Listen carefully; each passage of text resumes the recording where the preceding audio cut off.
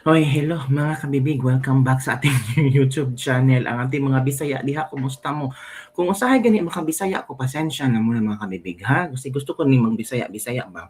Then combine with Tagalog and English. O ito na ang chika natin. Oy, totoo kaya? Totoo ba na may colon cancer si BBM?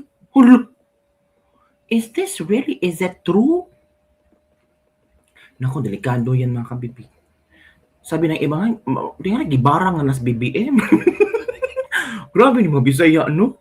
Ibarang nga tingali na, oy, ni ko ana tingali ka na tao na, ni ko ana ba, ni epekto na ang barang, boy, ano? Marang barang kayo.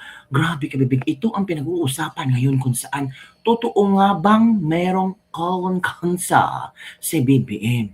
At kung may cancer, tanong ng netizen ha. So it means may taning na ang kanyang buhay.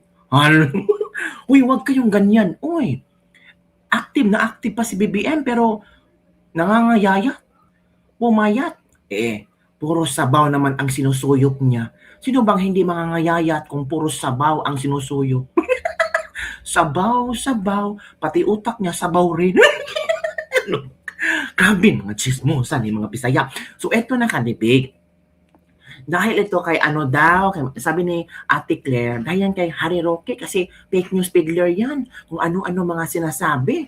Ay, kaya nga sinagot ni Ate Claire itong chika di umano na si BBM may colon cancer. Fake news daw. Fake news yan. Hindi totoo yan na si BBM may colon cancer. Huwag kayong mag-ano-ano dyan. Huwag kayong mapakalat-kalat ng mga istorya na mali-mali. Hindi totoo yan. Oo, si BBM, walang cancer. Pero ang Pilipinas, cancerous. May cancer ang Pilipinas. Alam ba kung ano ang cancer ng Pilipinas? Ang mga buaya. Ang mga buaya, mga kurakot, ang korupsyon ay isang cancer sa Pilipinas. Na mula noon hanggang ngayon, sobra-sobra na ngayon, parang stage 5 na. Stage 10 na lang kabibig. Kasi sobra na eh. Sobra ang cancer sa BBM, walang colon cancer, pero ang Pilipinas may cancer. Ang Pilipinas may mataning ang buhay. Maraming may taning ang buhay ngayon kasi gutom. Kasi walang makitang trabaho. Kasi nakikita nila ngayon ay puro na lang mga adiktos, benediktos. Takot na ang mga tao kasi to lumalaganap ang krimen, mataas ang krimen. Pero sabi naman ni John Vic Remulla, hindi, magaling si BBM dyan. Bumaba ang krimen sa Pilipinas at marami kaming nadakip na mga benediktus. Halak. Confident naman si John Vic Remulla. Of course. Nagtatrabaho ka under BBM, natural, sabihin mo talagang maganda. Kung hindi ka nagtatrabaho ka BBM natural, sabihin mo puro pangit. So ito ka BBM, ito ang pagsagot ni Auntie Claire Castro hinggil sa chismis na si BBM daw may colon cancer. Madami Claire, dapat mo talaga idepensa mo si BBM kasi mahirap na sinasahuran ka ni BBM. Ay hindi pala, sinasahuran ka ng taong bayan, hindi si BBM na nasahod sa'yo dahil. Ito na. Rumors pala, na may colon cancer daw ang Pangulo at ito pa'y lalong nag-proliferate nung nilabas ni Harry Roque na may colostomy si BBM. Ayun na nga po ang masama ay kasi mga rumors, mga chismis, walang katotohanan na nakakapanira sa gobyerno, nakakapanira sa Pangulo, na nakakaapekto sa ekonomiya. Kung manggagaling lamang po din kay Harry Roque na isang masasabi na natin isang fake news peddler, nakita naman po natin ang video, yung kabuuan kung saan itinaas pa po mismo ng Pangulo ang kanyang mga kamay habang siya'y kumakaway sa ating mga kababayan at kitang-kita po na ang sinasabing larawan o ipinakitang larawan ni Harry Roque ay pawang kasinungalingan lamang. Huwag na po tayo maniwala at nakikiusap po tayo. Huwag na po natin dalhin sa anumang usapan ang mga fake news peddlers katulad nila. So it means si Harry Roque ay nagpakalat ng fake news. Tingnan nga natin kung ano ang post ni Atty. Harry Roque. Sinabi ba na Atty. Harry Roque na may cancer ni BBM? Tingnan ko nga kami, Bing. Stop sharing muna tayo ha. Tingnan ko nga doon. May sagot ba si Atty. Harry Roque nitong pasaring na para yatang pinagbibintangan ni Claire Castro na si Atty. Harry Roque ang nagsabwag ba? Nag-spread ng news na si BBM may colon cancer dahil daw sa colostomy bag na colostomy bag ba talaga yun? Bakit parang defensive si Madam Claire? Dapat sana pinagtatawanan na niya. Ito, no comment kasi hindi naman totoo yan eh. O, di ba? Ito kapibig ha. Ito yung komento ni Attorney Harry Roque. Ito na. Ito. Sabi ni Attorney Harry Roque, fake news peddler daw ako? Basahing mabuti ang post. May question marks ang mga naunang pangungusap. Nagtatanong nga, sinulat ko pa asking, hala, ito pala yun, Ano ito? Colostomy bag? Asking, pakisagot, Auntie Claire. So meaning, hindi nagsabi si Attorney Harry Roque na may cancer si BBM. Diba? At si Attorney Harry Roque is asking kung colostomy bag ba iyon. So walang impormasyon sa Attorney Harry Roque. Attorney Harry Roque is just asking, and he never mentioned that BBM has colon cancer. O sino bang magplaganap ng mga colon cancer na yan? O, hindi ko rin naalam ba. Ngayon na ako sa balita na parang late na ako sa balita. Late na ako sa balita na colon cancer. Kaya sabi ni Atty. Claire, hindi totoo yan. Walang colon cancer ang Pangulo. Diba? Tapos kinunik kay Atty. Harry Roque nasa post na ito, pero hindi naman sinabi Atty. Harry Roque.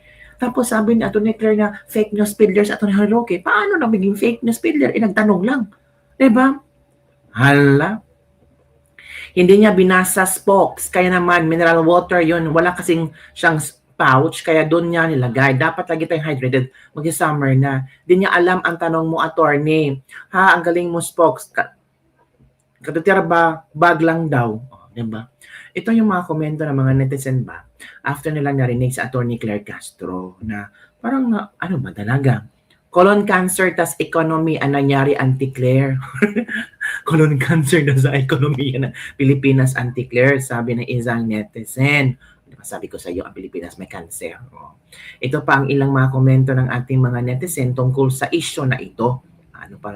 Ano pang komento kabibig? Ito ang sabi pa ng isang netizen dito. Deny kayo, deny. Mamaya, balita pa rin na si Bangag. From Chichi Goko. Sige, baka sabihin namang, gawa-gawa ko ang anong tawag dyan, ang mga komento. Sige, i-share ko sa inyo ang mga komento, ha? Ako po, yung iba talaga kung ano-ano mga sinasabi. Pero magpasalamat tayo na walang colon cancer si BBM. Pero malaking pasasalamat yan. Kasi kung merong colon cancer, dapat magpahinga mo na si BBM at dapat palitan siya. Yan ang nasa konstitusyon na kung may sakit ang isang pangulo at it's life-threatening already, ay kailangan niyo munang bumaba at palitan siya ng vice-presidente. Mahal namin si BBM kaya hinahanap namin, asan si BBM? Sabi ni Tati. Malapit na siyang kunin ni Lord kasi sobrang bait niya. From Randy. Ayaw niyong maglabas ng medical bulletin, kayang-kayang hinala ang mga tao. Which is true. Which is true talaga. Tama si Michael De Vera kasi walang medical bulletin na nilabas. Knowing na ang Pangulo ay na-hospital, concern ang mga tao sa kanya, so dapat sana naglabas sila ng medical bulletin, dapat sana napapress con sila, hindi lang sa Atty. Claire ang magsalita dyan kasi hindi mo siya doktor, diba? So dapat na merong medical bulletin para mga tao hindi makakahaka kung ano ang sakit ng Pangulo, at kung may makitang picture, baka sabihin, colostomy bag ba yan, and so on and so forth. Kung fake news man yun, bakit hindi na lang magiging totoo? Grabe, from Eklona, walang sakit, bangag lang. Ganyan naman trabaho mo deny halos buong taon si VP Sara na lang ang nasa bibig mo. From Edsel de la Cruz. Mas alamang tinatago, masisingaw yan, Auntie Claire. From Belly Girl 2.0. Malapit na ang paghukom Claire. Nasaan nga ba si BBM? Nasa Malacanang po. Nagpagaling ng tumbong kasi nakasama sa It's Too Big. Ano ba na? Ano to? Ginny Mintay?